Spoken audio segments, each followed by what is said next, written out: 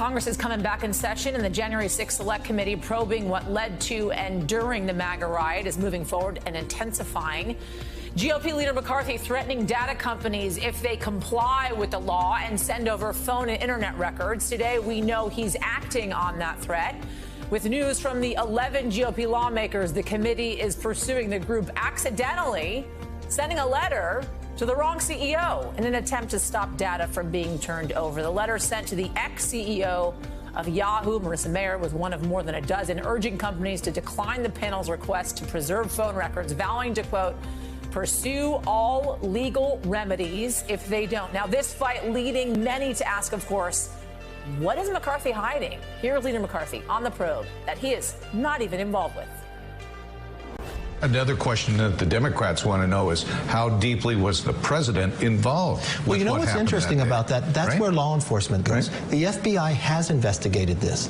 The Senate had bipartisan committees and come back. And you know what they have found? That there's no involvement. We're going to get reaction to that. The committee's bipartisan leadership responding pretty quickly, calling McCarthy's Trump comments baseless. All of this as D.C. is bracing for another far-right rally scheduled for September 18th. This one is dubbed the Justice for January 6th rally. It's in support of the 500-plus rioters charged with crimes in the January 6th insurrection. Joining me now to talk more about this, former acting U.S. Solicitor General Neil Katyal, a Democratic strategist Juanita Tolliver, and Republican strategist Susan Del Percio. Welcome to you all, guys, on this Labor Day evening. I appreciate you joining me and laboring alongside me. Neil, I'm going to start with you on this one, and I kind of want to get a fact check from you on what Republicans are saying as to why they issued this letter, this threat, I should say, to some companies, not even getting the CEOs right, by the way, when it comes to calling for these phone records. And they said this: the Republican architects of these new letters say that would violate federal law and would put every American with a phone or computer in the crosshairs of a surveillance state run by Democrat politicians. That was House Minority Leader Kevin McCarthy. What do you make of that, Neil? Well, I think the technical legal term for that argument is poppycock. So first of all, the Justice Department has secured 50 different pleas after January 6th and 600 arrests. But anyone who has a TV and saw what happened on January 6th knows that that's just the tip of the iceberg. There were far more people involved, including possibly people in government.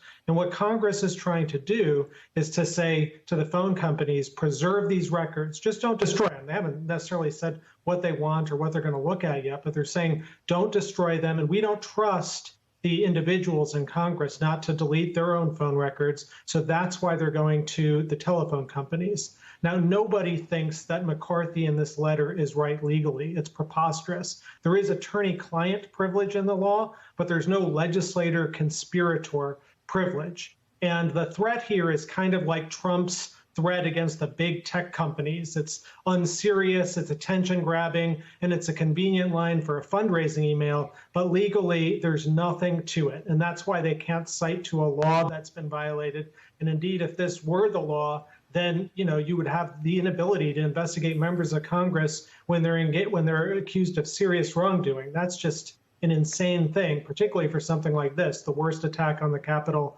in 2 centuries. Is there nothing legally wrong, Neil Katyal, with going about a congressional investigation this way, threatening folks inside of a congressional investigation that are trying to subpoena information? Well, nothing wrong with it if you're a mob boss, I guess. But if you're, a member of Congress and you believe that your job is to uphold the law, the idea that you're so afraid of a duly authorized enforcement investigation that you won't even turn over your, phone records or let the phone companies do it. I mean, that is, the start of mob rule, which is, of course, what January 6th was about. So there's nothing legally to this, and it's a really dangerous idea, the idea that Congress knows best and they can commit crimes willy-nilly, and the American public and investigators can't even find out what they did. I mean, the whole idea of checks and balances essentially goes out the window if these corporations were to abide by what McCarthy and the other Republicans are asking of them. Let me just play for folks. I want to remind people, Juanita, and I'm going to ask you about it, what McCarthy said on January 13th, days after the insurrection. The president bears responsibility for Wednesday's attack on Congress by mob rioters.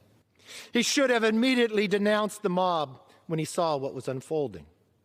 These facts require immediate action by President Trump. Accept his share of responsibility.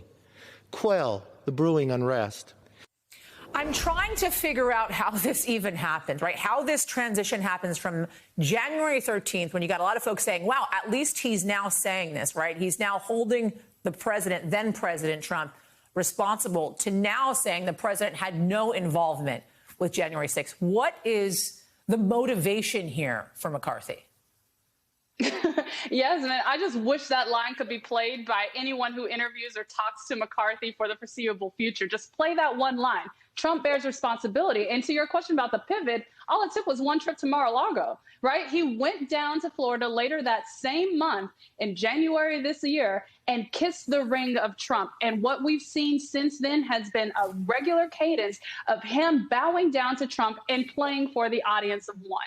Now, we know he's doing that for his own electoral interest, but him really lying with his entire chest in these interviews shows how far he's willing to go. And also, as we've seen, potentially previews how he would behave if he is given the House speakership. Now, I'm sure he's protecting more than Trump with these lies, though, Yasmin, because we know multiple members of the Republican conference have now recalled all of a sudden multiple calls they had with Trump. They're also concerned about the fact that these requests to telecommunications Who else do you think he's protecting, Juanita? Who else do you think he's trying to protect? I think he's protecting Taylor Greene, Bovard, Jordan, Gates, anyone who has potentially given some of the folks, a tour, by the way, whose to. names are on this letter that were sent to the corporations, Yes. just so everybody understands. That's exactly right. 12 Republicans were potentially listed as having their records flagged and requested to not be deleted at these telecommunications firms. And while the Select Committee says they're not necessarily going to lead to further investigation, they want those records preserved. So when they have questions, they can connect the dots. Who did they talk to? Were they texting members of Proud Boys? Were they giving tours? What video footage is on their phones, right? Like, it's all about connecting the dots here so that the Select Committee can probe even further. And I hope the Select Committee is emboldened by this response that we're seeing from McCarthy and others in the GOP, because it shows they're on the right track and the GOP is feeling the heat. So, Susan, you've been in this position before, right? Figuring out the strategy for folks like McCarthy as to how to deal with what seems to be a ballooning problem for them when it comes to the January 6th committee and the investigation into what happened on that day, right? What is the strategy behind McCarthy doing this? So there is obviously this consensus amongst the three of you that they are trying to hide something, right? That McCarthy, along with so many other Republicans, are trying to hide something. But what is the strategy? Is this a PR strategy, for instance, ahead of the midterms? Because they know the timing of the release of the findings of this investigation could very well come right before the midterms. And they certainly want to look like they've been sullying this thing from the get-go to their supporters. Well, I think McCarthy has two things he has to do. One, he has to please Trump because he wants to raise money and he needs Donald Trump's support to potentially take back the House in the 2022 midterms. But most of all, I see this all as a delay tactic, trying to delay things as much as possible. It's exactly what Donald Trump did when he was president and in the private sector. This is to delay, deny, and hope that just keep going forward with that narrative, keep throwing things out there, throw out big tech, because why not? I mean, they can't even get the name of the head of one of the companies. I know, that's not great. Whatever strategy they may be trying to pursue, I don't have a whole lot of faith in that as far as their competency. But I think that's all they can do is just trying to talk a talk, and most of all, trying to please Donald Trump. I don't think it will be successful. I think McCarthy is driven out of pure fear. I think he knows that there's other things besides what members may have done. There may be lines connecting people to following the money, to following people back into certain districts. That could be very scary for him, especially as he's looking at raising a lot of money nationally. So there's a lot at stake here, and he is afraid. I just want to mention Marissa Mayer, ex-CEO of Yahoo, who actually got one of these letters. She didn't step down yesterday, by the way. She stepped down in 2017. That was quite some time ago, way before all of our lives changed dramatically, especially with the pandemic and the election and everything else that has happened since then. Neil Katyal, there is this idea cited in the Hill about the fact that the president could feasibly claim executive privilege when calling for some of these documents. Is that a risk? The former president, I should say, by the way. I mean, he can try and he'll wail about executive privilege. He already is all he wants. But the fact is, he's lost the presidency, and the final decision under the law about who can invoke executive privilege is the current incumbent president.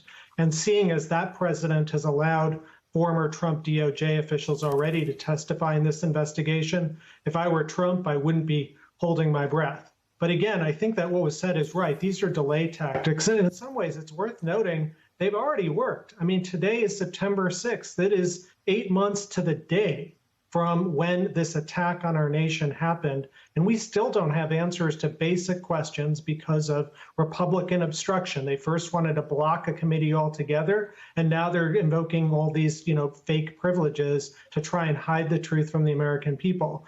It'll eventually not work, but I think it's a real shame that here we are 8 months later, and we don't.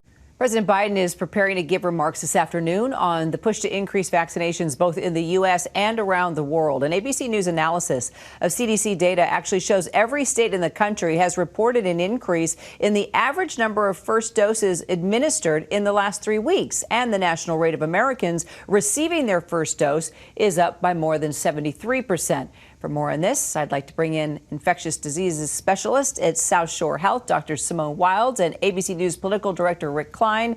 Thank you both for being here. Rick, let's start with you. What can we expect to hear from President Biden later today? Well, what I'm struck by is how the White House is trying to couch this now as a responsibility of state and local authorities to try to partake of the options that are out there. I frankly get a sense of weariness at the White House and continuing to say, get the vaccine, get the vaccine. They're frustrated by the failures of local leaders and calling out some Republican leaders in particular who've been slow off the blocks. And I think tellingly, the White House continuing to rule out the idea of shutdowns, trying to say that this is still something that is more of a regional problem than a national problem. Despite the headlines that have been flowing now for some time. So they're trying to get whatever information they can and whatever resources they can to the right people, somewhat heartened by the reported uptick in vaccinations in certain regions of the country, but a palpable sense of frustration that we are where we are less than a month after July 4th and that time that the president said we'd have a summer of celebration. It certainly doesn't feel like that today.